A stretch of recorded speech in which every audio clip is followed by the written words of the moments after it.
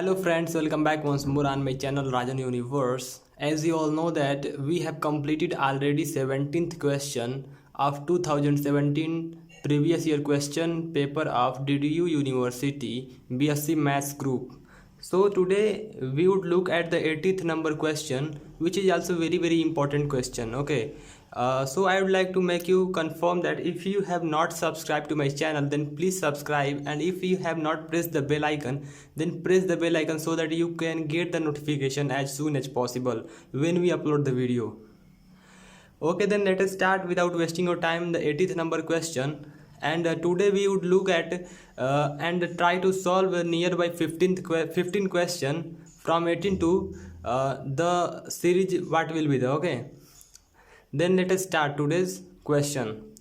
तो पहले नंबर पे क्वेश्चन पे यहाँ पे पूछ रहा है the value of cos 30 degree plus i sine 30 degree upon cos 60 degree minus i sine 60 degree is, यानी किसकी वैल्यू पूछ रहा है होगा क्या। तो आपको पता होना चाहिए कि कॉस 30 डिग्री की वैल्यू क्या होती है या फिर साइन 30 डिग्री की वैल्यू क्या होती है। ठीक है, तो आइए इसे सॉल्व करने की कोशिश करते हैं। तो मैंने इसका सोल्यूशन पहले से ही लिख दिया है, क्योंकि मैंने एक हाथ में दूसरे वाले मोबाइल को पकड़ा हुआ है, इसलिए ज़्यादा हिले ना मोबाइल या फिर आपको फ्रेम में दिखने में थोड़ा मुश्किल ना हो, इसलिए मैंने पहले से ही आंसर लिखा हुआ है। ठीक है, तो आइए देखते हैं कैसे इसको आंसर लिखा जाए। देखिए कॉस 30 डिग्री की वैल्यू 1/3/2 होती है, साइन 30 डिग्री की वैल्यू होती है 1/2, आई साथ में लगा हुआ है तो हो जाएगा i/2, वैसे ही 1/2 आई माइनस i√3/2 हो जाएगा। यहाँ पे आप देख सकते हैं। ठीक है, अगर बात करें इसको तो हम क्या कर ले हैं, 2 को एलसीएम ले रहे हैं यहाँ से, तो हो जाएगा हमारा √3 + 1, यहाँ पे नीचे हो जाएगा 1 माइनस √3i/2, ये 2 से 2 कैंसिल आउट हो जाएगा। ठीक है, हमारे बचेगा क्या, √3 + i 1 माइनस √3i। ठीक है, अब हम जानते हैं नीचे के आई को घटाने, हम लोग चाहते हैं कि नीचे का जो यहाँ पे आयोटा है इसे हम क्या करें, रिड्यूस करते हैं, हटा दें यहाँ से। ठीक है, तो हम क्या करेंगे, ऊपर नीचे प्लस मतलब 1 + √3i 1 + √3i से मल्टीप्लाई कर देंगे। ऐसा क्यों करेंगे, यहाँ पे देखिए, क्योंकि यहाँ पे ऐसे होता है a minus B a plus B की वैल्यू होती है a² - b²। ठीक है, तो यहाँ से क्या होगा, अगर यहाँ पे हम a² तो हमारा यहाँ पे देखिए 1 है, लेकिन यहाँ पे जब माइनस करेंगे और b² करेंगे तो i यहाँ हट जाएगा, बचेगा हमारा माइनस से। ठीक है, तो ऐसे ही देखिए यहाँ पे सबसे पहले ऊपर का मल्टीप्लाई कर लेते हैं। तो ऊपर का जब हम मल्टीप्लाई यहाँ पे करेंगे तो हमारा आएगा, यहाँ पे देखिए √3 से 1 मल्टीप्लाई करेंगे √3 आएगा। ठीक है, √3 3 आएगा और i साथ में है तो 3i हो जाएगा। i × 1 करेंगे i बचेगा। ठीक है, i × √3i करेंगे तो हमारा हो जाएगा √3 आई क्या हो जाएगा, मल्टीप्लाई होकर i² हो जाएगा। i² की वैल्यू होती है -1 तो हो जाएगा -√3। ठीक है, यहाँ पे बता दूँ कि i² की जो वैल्यू होती है -1। ठीक है, तो यहाँ पे हो गया, देखिए ऐसे ही यहाँ पे हो गया a² की 1 का स्क्वायर ही होगा, 1 का स्क्वायर 1 ही होता है, लेकिन √3i का स्क्वायर क्या होगा, यहाँ पे मैंने बताया था -3 होगा।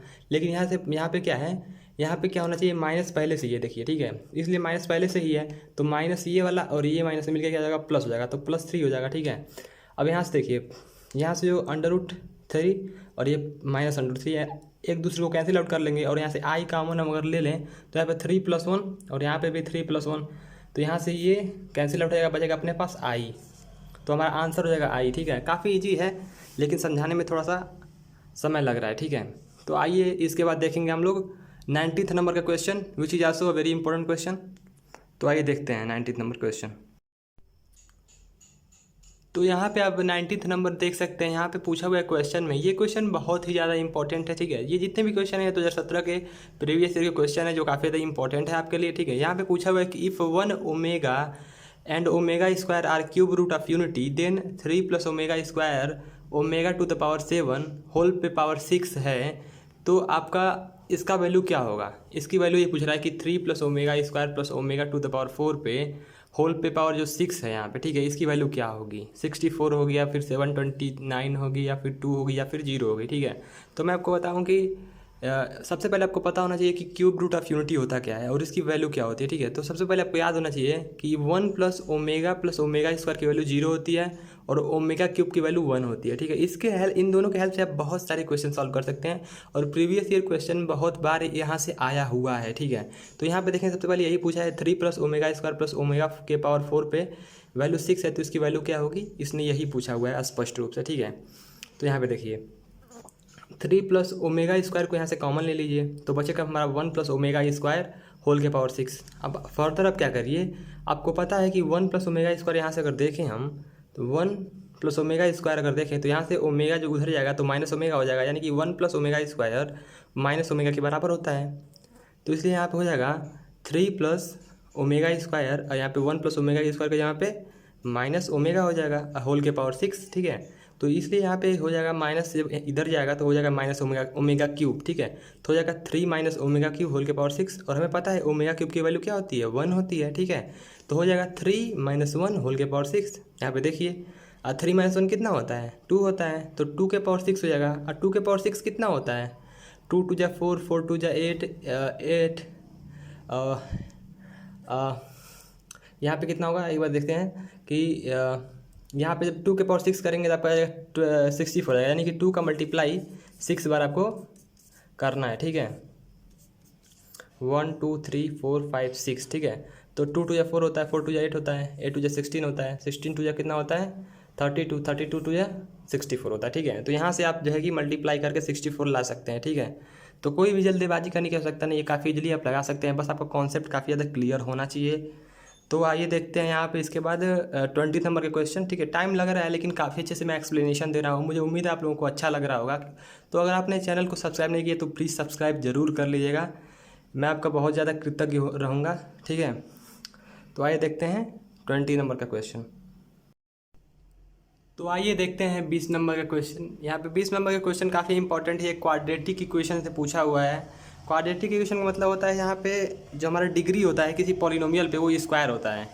जैसे देख पा रहे होंगे यहाँ पे दिया हुआ है कि कोई भी पॉलिनोमियल दिया हुआ है, यहाँ पे देखिए दिया हुआ है कि एक्स स्क्वायर माइनस ए एक्स प्लस बी जो है कि 0 है, ठीक है।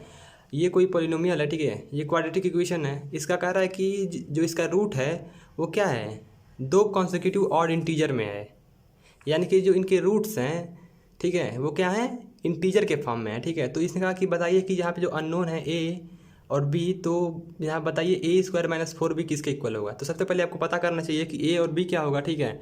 और यहाँ पे ऑप्शन में दिया हुआ है 3 है कि 4 है कि 5 है कि 6 है, ठीक है। सबसे पहले बता दूँ, अगर ऐसा कोई भी क्वेश्चन आपको मतलब ऑप्शन मिल रहा है जो कॉन्सेक्यूटिव है, जैसे कि 3 4 5 6, तो ऐसे में ज़्यादातर संभावना होती है या तो बी ऑप्शन सही होगा या फिर सी ऑप्शन सही होगा, ठीक है।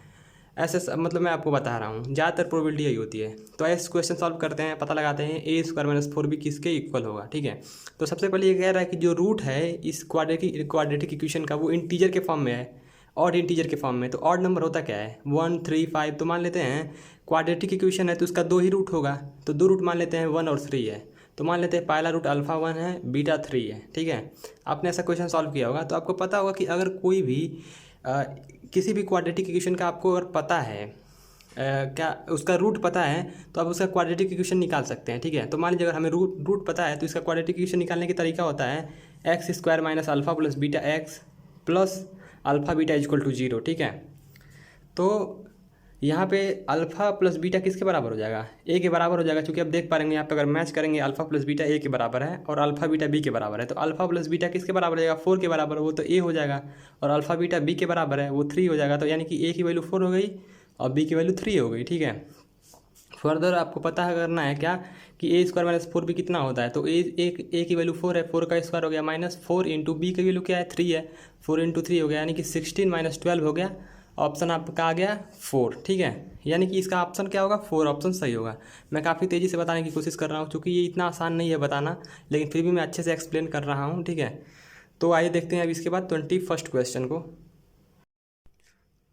तो आइए देखते हैं 21 क्वेश्चन, ठीक है। 21 क्वेश्चन में पूछा हुआ है कि अल्फ़ा और बीटा जो है कि रूट है किसी इक्वेशन का A X square plus B X plus C equal to 0। जैसे कि आप देख पा रहे होंगे ये इक्वेशन क्या है, क्वाड्रेटिक इक्वेशन है, ठीक है। और इसके जो रूट हैं वो अल्फ़ा और बीटा है, और यहाँ पे इसने एक कंडीशन दे रखी है कि अल्फ़ा और बीटा 3 के बराबर है। और दूसरी बात इसने कहा है कि ए और बी और सी जो यहाँ पे यूज किया गया है, ए बी और सी ये तीनों क्या है एपी के फॉर्म में है। चूँकि आपको पता होना चाहिए अर्थमेटिक प्रोग्रेशन होता क्या है। एपी जनरली वो होता है ऐसा नंबर का मतलब एक सीरीज ऐसा होता है जिसमें क्या होना चाहिए आपका एक सिस्टमेटिक तरीके से नंबर को रखना चाहिए। अब मैं आपको बताऊंगा सोल्यूशन में। तो यहाँ पर कह रहा है कि आप बताइए अल्फ़ा और बीटा किसके बराबर होगा, और ऑप्शन में दिया हुआ है -4 1 4 -2, तो इसका सोल्यूशन आइए देखते हैं क्या होगा, ठीक है। क्योंकि यहाँ पे देखिए कोई भी इक्वेशन अगर क्वाड्रेटिक इक्वेशन है, ठीक है, तो इसका एक कंडीशन होता है कि अगर इसका मान लेते हैं कि अगर इसका रूट जो है अल्फ़ा और बीटा है, ठीक है, तो अल्फ़ा और बीटा जो होता है ना वो बराबर होता है सी अपन ए के।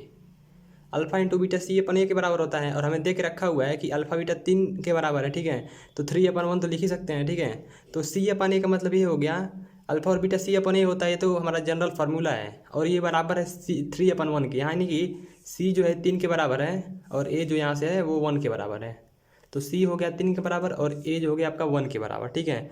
अब चूंकि पता है, हम जानते हैं क्वेश्चन में दिया हुआ है कि ए बी सी क्या है, ए पी के फॉर्म में है, ठीक है। तो ए पी होता क्या है यहाँ पे देखिए, ए पी एक ऐसा समूह होता है जिसका डिफरेंस हमेशा सेम होता है। देखिए 1 2 3 4 5 6 7 डॉट डॉट डॉट, ये सारा क्या हो गया ए पी में है। ऐसे 2 4 6 8 10 ऐसे ए पी में है, 3 6 9 12 15 ये सब ए पी में है। इनका डिफरेंस भी सेम है। देखिए 2 में से 1 घटाएंगे तो 1 आएगा, 3 में से 2 घटाएंगे तो 1 आएगा, 4 में से 3 घटाएंगे 1 आएगा, 4 में से 2 घटाएंगे 2 आएगा, 6 में से 4 घटाएंगे 2 आएगा, 8 में से 6 घटाएंगे 2 आएगा, ठीक है। यहाँ पे भी देखिए 6 में से 3 घटाएंगे 3 आएगा, 9 में से 6 घटाएंगे 3 आएगा, ठीक है।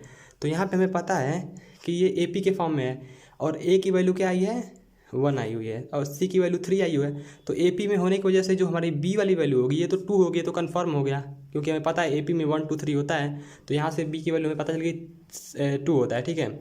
और दूसरी बात आपको पता होना चाहिए कि अगर क्वाड्रेटिक इक्वेशन ऐसा दिया हुआ है तो अल्फ़ा बीटा सी अपन ए के बराबर होता है, और अल्फ़ा प्लस बीटा जो होता है आपका माइनस बी अपन ए के बराबर होता है। ये मैंने पहले मतलब इसके 20 नंबर क्वेश्चन में शायद मैं बताया हूँ इसको, ठीक है। तो माइनस बी अपन ए होता है, ए की वैल्यू आपको पता है कि 1 है और बी की वैल्यू आपको पता है तो 2 है, माइनस वाइनस लगा, यानी कि यहाँ पे -2 इसका आंसर हो जाएगा, कोई शक ही नहीं है। और यहाँ पे आपका आके क्या करिए डी को मार दीजिए, ठीक है, कोई दिक्कत ही नहीं है।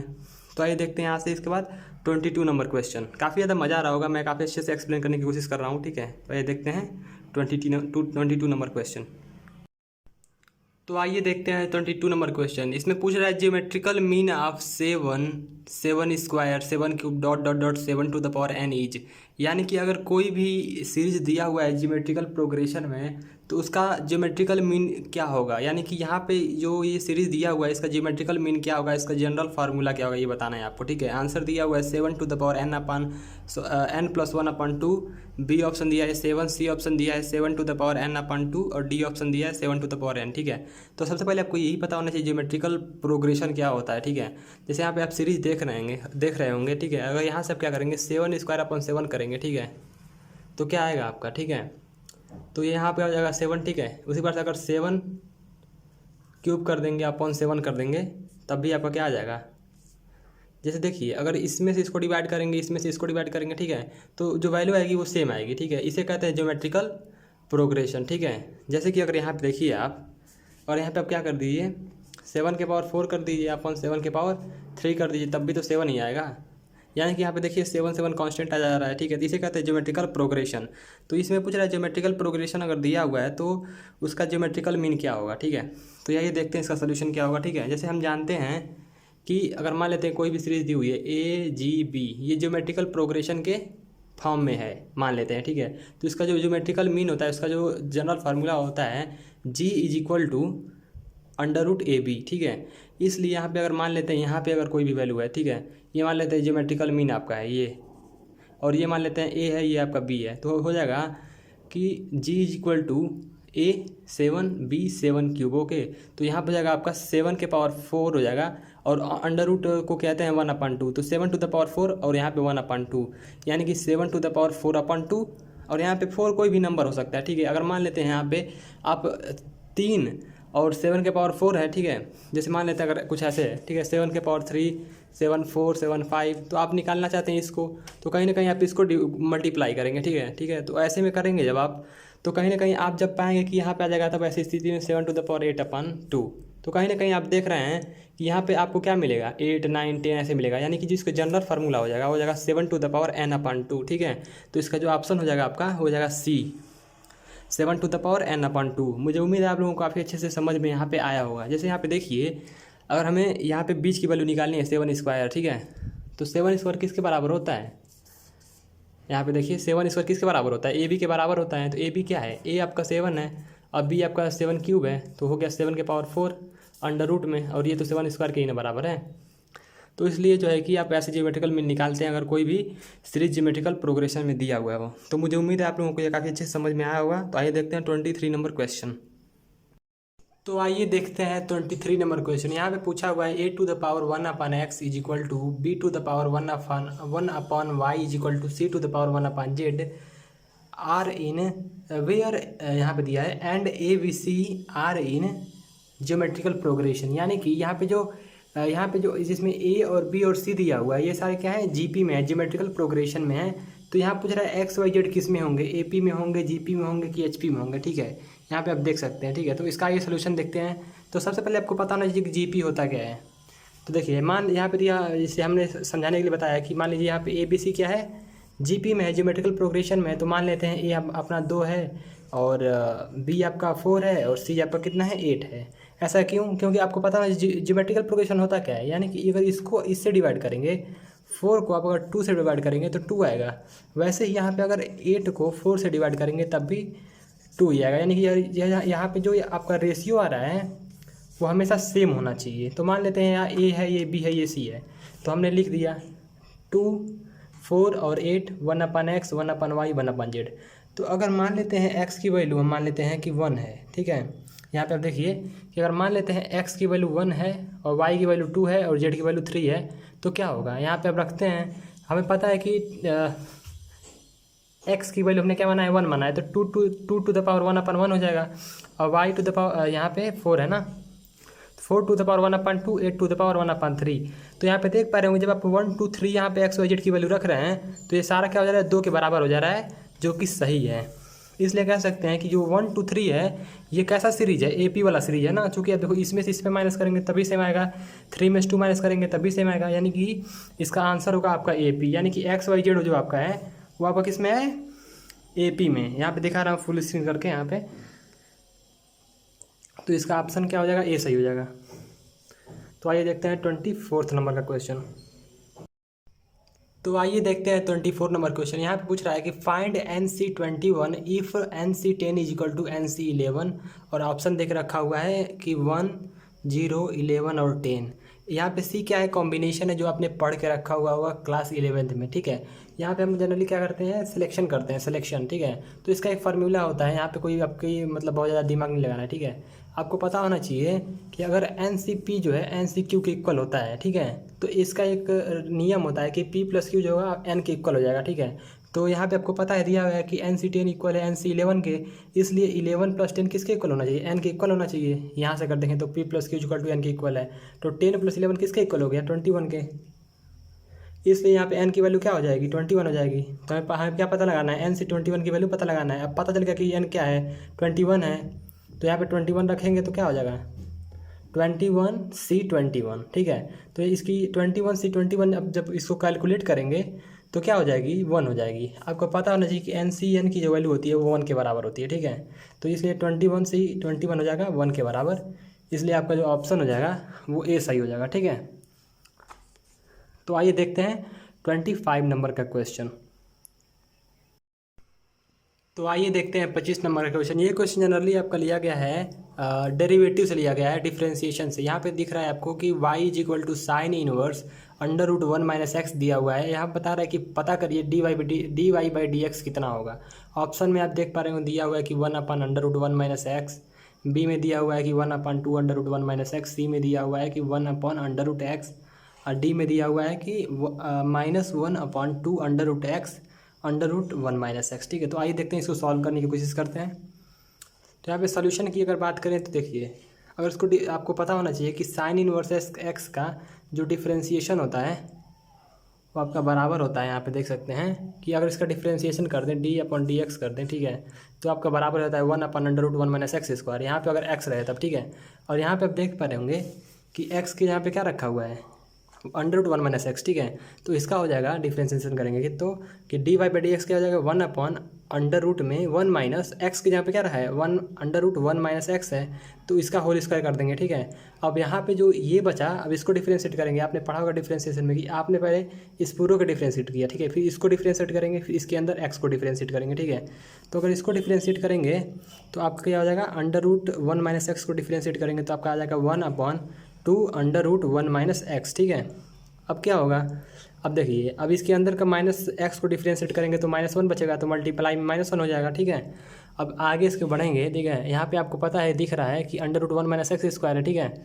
तो अगर स्क्वायर से ये अंडर हट जाएगा, ठीक है, और 1 से 1 माइनस हो जाएगा, और माइनस से ये माइनस प्लस हो जाएगा, ठीक है। तो यहाँ पर हो जाएगा आपका 1 से 1 कैंसिल, अब प्लस x बचा, यहाँ पे -1 अपॉन, देखिए -1/2 √1 - x, ठीक है।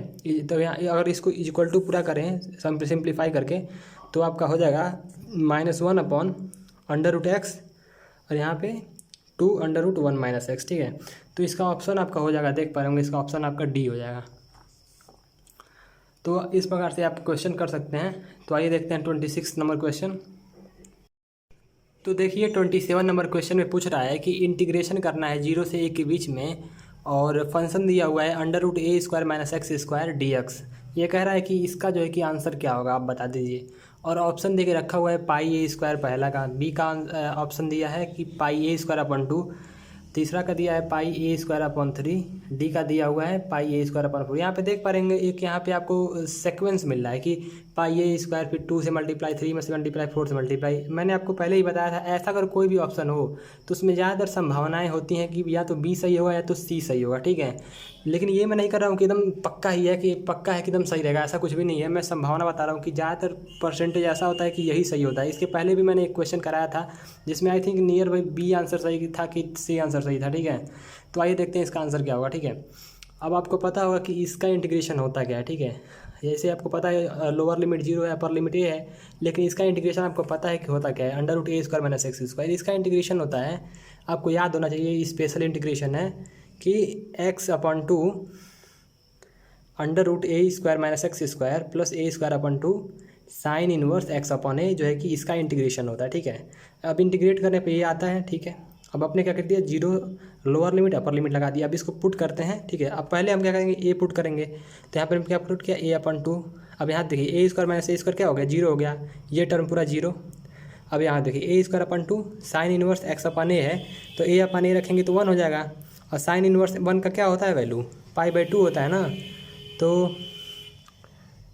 तो यहाँ पे साइन इनवर्स अगर मान के चलें 1, तो π/2 पे क्या आता है आपका 1 वैल्यू आता है। तो यहाँ पे आप 1/2 से भी मल्टीप्लाई करेंगे ना, यहाँ पे आप जो है कि मल्टीप्लाई करेंगे π/2 से। क्यों, क्योंकि यहाँ पे देखिए अगर मान लीजिए 0 पुट करेंगे तो ये वाला तो 0 पुट करते क्या हो जाएगा, ये पूरा के पूरा टर्म 0 से मल्टीप्लाई होकर 0 हो जाएगा। यहाँ पे जो है कि साइन इनवर्स 0 जो है कि 0 होता ही है, ठीक है। तो ये वाला टर्म 0 हो जाएगा, ठीक है। लेकिन देखिए यहाँ पे a/2 हो जाएगा, ये भी 0 हो जाएगा, लेकिन बचेगा कितना आपका, a² है, यहाँ पे π/2 है, तो हो जाएगा a² π/4, ठीक है। तो जैसे मैंने बताया कि ज़रूरी नहीं है कि हमेशा आपका या बी ऑप्शन सही हो, सी ऑप्शन सही हो, आपका डी ऑप्शन भी सही हो सकता है, ठीक है। लेकिन मैक्सिमम प्रोबेबिलिटी 90% प्रोबेबिलिटी ऐसा होता है कि आपका जो ऑप्शन होगा वो क्या होगा सही, बी या सी सही होगा, ठीक है। लेकिन यहाँ पे डी सही होगा, ठीक है। तो आइए देखते हैं अब इसके बाद 28 नंबर का क्वेश्चन। तो आइए देखते हैं 28 नंबर का क्वेश्चन। इस क्वेश्चन में पूछा गया है कि कोई फंक्शन है f(x) जिसकी वैल्यू है x³ - 1/x³, ठीक है। अब इसने कहा कि अगर ऐसा है तो आप ये बता दीजिए कि f(x) प्लस वो f(-x) कितना होगा, यानी कि f(x) तो पता ही आपको कितना है, लेकिन आप इसमें प्लस कर दीजिए f(-x) को और बता दीजिए कितना वैल्यू आएगा, ठीक है। और इसने ऑप्शन देख रखा हुआ है 2x³, बी दिया है -2/x³, सी दिया है 0, डी दिया है 2x³ - 1/x³। और एक चीज़ और मैं याद दिला देना चाहूँगा कि अगर जो है आपने मेरे चैनल को सब्सक्राइब नहीं किया तो प्लीज़ सब्सक्राइब जरूर कर दीजिएगा। रेड कलर का आपको बटन दिखेगा, वहाँ पे आप जाके ज़रूर क्लिक कर दीजिएगा, क्योंकि यहाँ पे हमेशा इंपॉर्टेंट वीडियोस आपको मिलेंगे जिसमें जो है कि बहुत ज़्यादा मेहनत होगा, ठीक है। तो प्लीज़ चैनल को ज़रूर सब्सक्राइब करिए। तो आइए देखते हैं इसका सोल्यूशन क्या होगा, ठीक है। अब आपको यहाँ पर देख पा रहे होंगे, ठीक है, कि यहाँ पर फंक्शन आपको दिया है कि f(x) आपको क्या दिया है, x³ - 1/x³, ये तो साफ हो गया, ठीक है। लेकिन यहाँ पे f(-x) दिया हुआ है, यानी कि जहाँ पे x है वहाँ पे -x होगा, ठीक है। तो यहाँ पे होगा हमारा प्लस है, ठीक है। तो यहाँ पे प्लस के यहाँ पे क्या होगा, यहाँ पे देखिए यहाँ पे माइनस जब लगेगा तो माइनस यहाँ पे क्या हो जाएगा, -x³ हो जाएगा, ठीक है। और यहाँ पे अंदर जब माइनस जाएगा तो ये प्लस हो जाएगा, ठीक है। तो यहाँ पे माइनस और यहाँ पे प्लस। अब x³ से x³ कैंसिल हो जाता है, और यह जो है इससे कैंसिल हो जाता है, ठीक है। और हमारा बचता है 0। तो इसका ऑप्शन हो जाए, जो इसका जो ऑप्शन सही हो जाएगा वो हो जाएगा 0। तो आइए देखते हैं अब हम लोग 29 नंबर क्वेश्चन। तो आइए देखते हैं 29 नंबर क्वेश्चन। और ये क्वेश्चन बहुत ही ज़्यादा इंपॉर्टेंट है DDU यूनिवर्सिटी के लिए इस साल के लिए, क्योंकि ये जो क्वेश्चन है ये लगभग हर साल जो है कि कुछ ऐसा ये क्वेश्चन है, काफ़ी ज़्यादा ये इंपॉर्टेंट क्वेश्चन है। अगर ये क्वेश्चन लगभग जो है कि आपका DDU यूनिवर्सिटी में आने के लायक है, मतलब बहुत ही अच्छा ये क्वेश्चन है। क्योंकि ये प्रीवियस ईयर का क्वेश्चन 2017 का है, इसलिए इसका जो है कि संभावना बहुत ही ज़्यादा है कि ये इस बार पेपर में आ जाए। ठीक है, तो यहाँ पे क्वेश्चन में पूछा हुआ है कि the value of i⁻⁻6 is, यानी कि i⁻⁻6 की वैल्यू क्या होगी, आप बताइए। आपको ये पता होना चाहिए। अगर जो लोग इस क्वेश्चन को देख कर डर जा रहे हैं तो कोई बात नहीं, मैं आपको बताऊंगा ये क्वेश्चन कैसे होगा। पहले देखिए इसका ऑप्शन क्या है। इसका ऑप्शन ए है -1, बी है 1, सी है -i, डी है आई आपको पता होना चाहिए आयोटा होता है।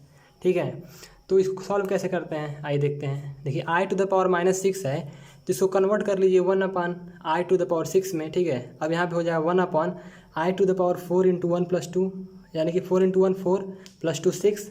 ऐसा करने का मतलब ये होता है ना, ताकि हम इसको रिड्यूस कर सकें। यहाँ पे 6 है तो यहाँ पे जो 4 × 1 किया है इसको हटा देंगे। ठीक है, अब बचेगा अपना क्या बचा है 2 है, तो इसको 2 रखेंगे। ठीक है, i⁻2, और i⁻2 अगर लगा होता है तो इसकी वैल्यू होती है -1, तो -1 ऊपर जाएगा तो हमारा बच जाएगा -1। ठीक है, तो इसका ऑप्शन आंसर हो जाएगा -1। कैसे होगा यहाँ देखिए i की वैल्यू क्या होती है, √-1 होती है।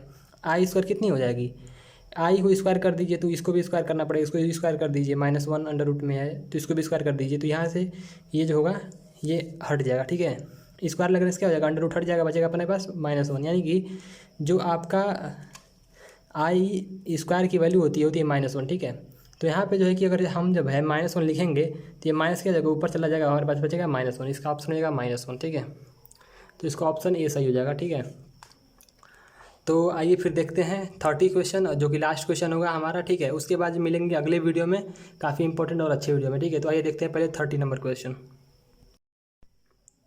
तो आइए देखते हैं 30 नंबर क्वेश्चन, और ये हमारा लास्ट क्वेश्चन होगा। ठीक है, उसके बाद नेक्स्ट वीडियो में हम इसको कवर करेंगे 31 से। ठीक है, इसमें पूछ रहा है the circle x² + y² + 2gx + 2fy = 0 है,